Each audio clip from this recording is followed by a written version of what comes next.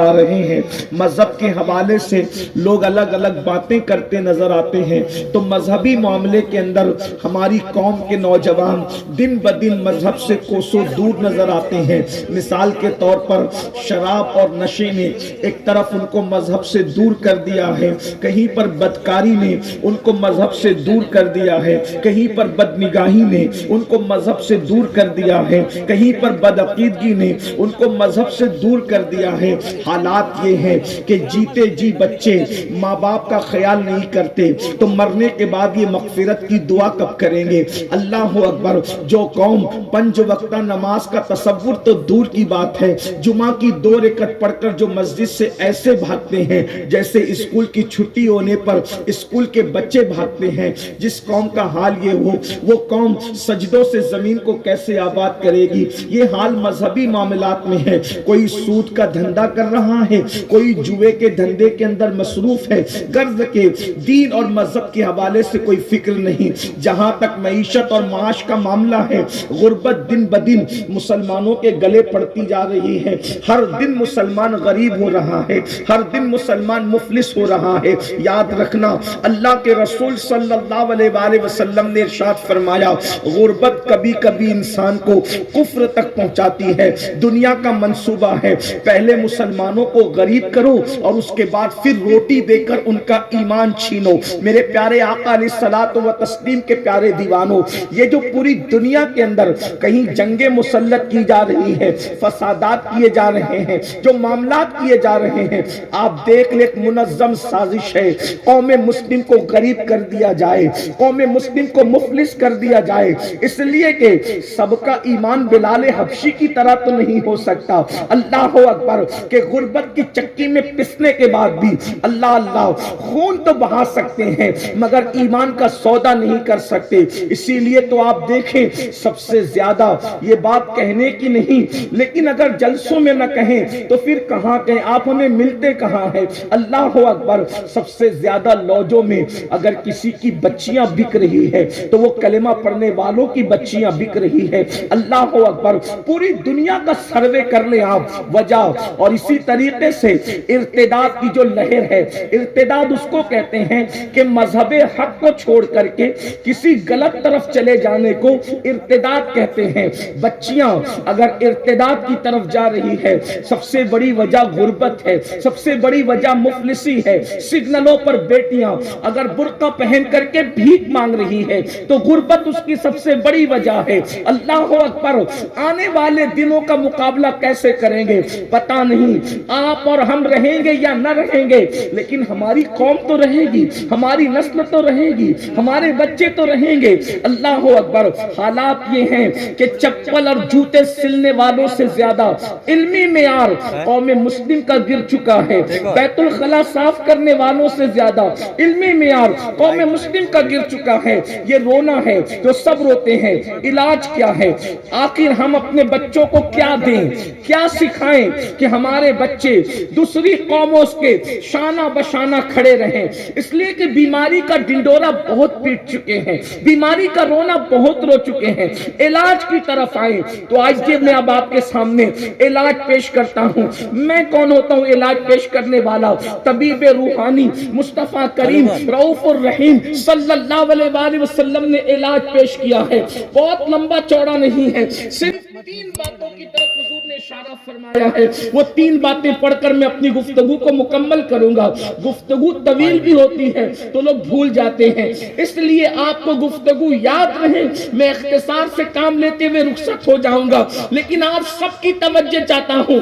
پھر کہتا ہوں، کوئی خطابت کرنے نہیں آیا، صرف اور صرف دل کا درد آپ کے دلوں کے دروازے پر انڈیلنے کے لیے آئے ہیں۔ شاید کہ تیرے دل میں اتر جائے میری بات۔ اتنا بڑا مجمع ہے بنگال کی سرزمین پر، اگر اتنے ہی لوگوں میں انقلاب پیدا ہو جائے تو پورے بنگال کے اندر انقلاب پیدا ہوگا۔ اس لیے کہ انقلاب کے لیے بہتوں کی ضرورت نہیں ہوتی۔ بدر میں 313 انقلابی تھے، اللہ اکبر، کربلا میں 72 انقلابی تھے، مگر اندازہ تو فرمائیں چند لوگوں کے بدلنے سے زمانے نے کیسا انقلاب دیکھا۔ اس لیے میری گزارش ہے توجہ کے ساتھ سننا اور اگر آپ انجوائے کے لیے آئے ہیں، دل بہلانے کے لیے آئے ہیں تو پھر آپ کی اپنی مرضی ہے، لیکن اگر واقعی آپ درد دل سننے کے لیے آئے ہیں تو آئیے اپنے بچوں کو ہمیں 3 باتیں سکھانی ہوگی.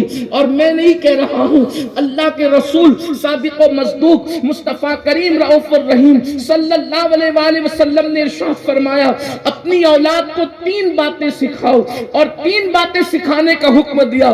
نمبر 1، اللہ کے رسول صلی اللہ علیہ وآلہ وسلم فرماتے ہیں اپنے بچوں کو اپنے نبی کی محبت پہلے نمبر پر سکھاؤ، اپنے بچوں کو اپنے نبی کی محبت پہلے نمبر پر سکھاؤ. اللہ اکبر. دیکھو 3 باتوں میں پہلی بات رسول اللہ کی محبت، حضور علیہ السلام کا عشق اپنے بچوں کو سکھاؤ. اللہ اکبر. مائیں اور بہنیں بھی یہاں پر موجود ہیں، میں ان سے بھی گزارش کرتا ہوں اگر چاہتے ہو کہ تمہارے بچے آگے چل کر کے بھیک نہ مانگے، تمہارے بچے رسوا نہ ہو، تمہارے بچے ذلیل نہ ہو، تمہارے بچے قوموں کی آنکھوں میں آنکھیں ڈال کر کے مقابلہ کر سکے، تمہارے بچے ایک ناقابل تسخیر قوت بن کر لوگوں کے سامنے ابھرے، تو اپنے بچوں کو عشق مصطفیٰ کا جام پلاؤ، محبت رسول کا جام پلاؤ. آپ سوچیں گے یہ عشق آخر کون سی چیز ہے، محبت رسول کیا چیز ہے؟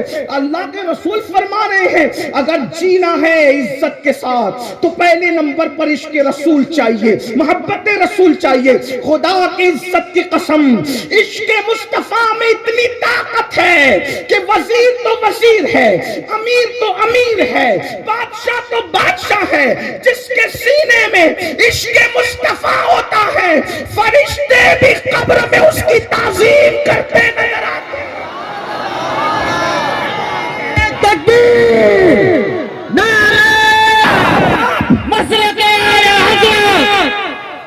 بادشاہوں سے تعظیم وصول کرنا چاہ رہے ہو، وزیروں سے تعظیم وصول کرنا چاہ رہے ہو، آپ سیاسی لیڈروں سے تعظیم وصول کرنا چاہ رہے ہو، خدا کی عزت کی قسم جسے منکر نکیر کہتے ہیں اگر عشق والا سینہ دل میں لے جاؤ گے تو فرشتے بھی فرشتے بھی تعظیم کرتے نظر آئیں گے.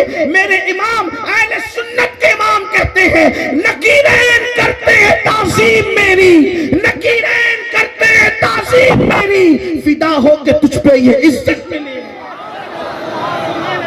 جب عشق مصطفیٰ، جب عشق مصطفیٰ میری اللہ اکبر، عشق کتنا طاقتور ہے، جو فرشتوں سے عزت کروا دے اسے عشق رسول کہتے ہیں. تو دنیا کیوں عزت نہیں کرے گی؟ اب یہاں ایک بات عرض کرنا چاہتا ہوں، جب عشق فرشتوں سے عزت کروا لیتا ہے تو اگر آج دنیا ہماری عزت نہیں کر رہی ہے تو اس کا مطلب کہیں نہ کہیں ہم عشق رسول میں کمزور واقع ہوئے.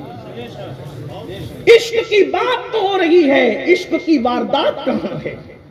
باتیں بہت ہے، واردات قلبی کیا ہے، قلب کی کیفیت کیا ہے؟ اللہ اکبر.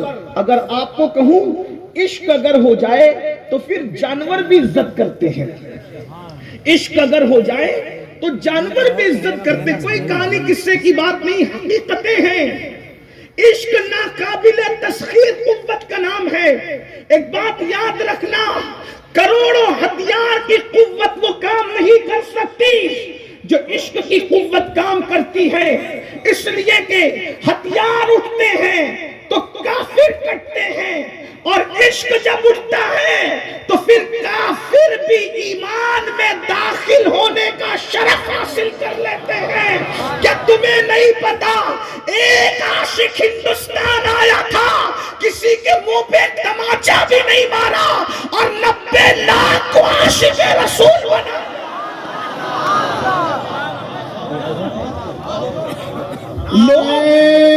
تکبیر، نعرہ رسالت، فیضان غریب نواز. 90 لاکھ کو ایمان کی دولت دی، 90 لاکھ کو عاشق رسول. اور میں چیلنج کرتا ہوں بنگال والوں، غریب نواز میں کسی کو تماچا مارا ہو تو بتا دو.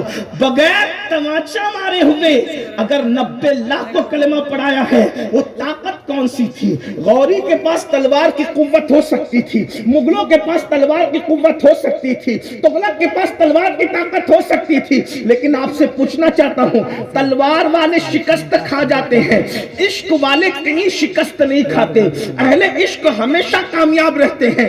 इसलिए मेरी गुजारिश है, इश्क पे मेहनत करो, इश्क रसूल, इश्क से मुराद इश्क रसूल पे मेहनत करो।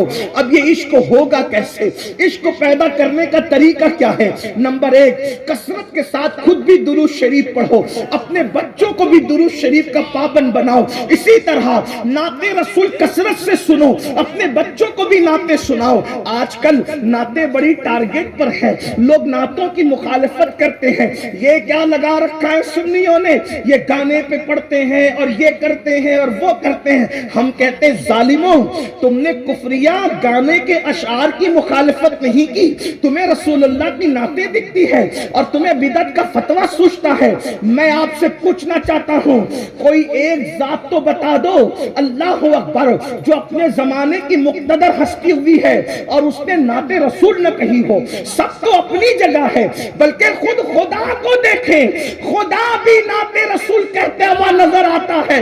जब खालिक नात कहता है तो मखलूक के लिए कौन सी बिदअत है?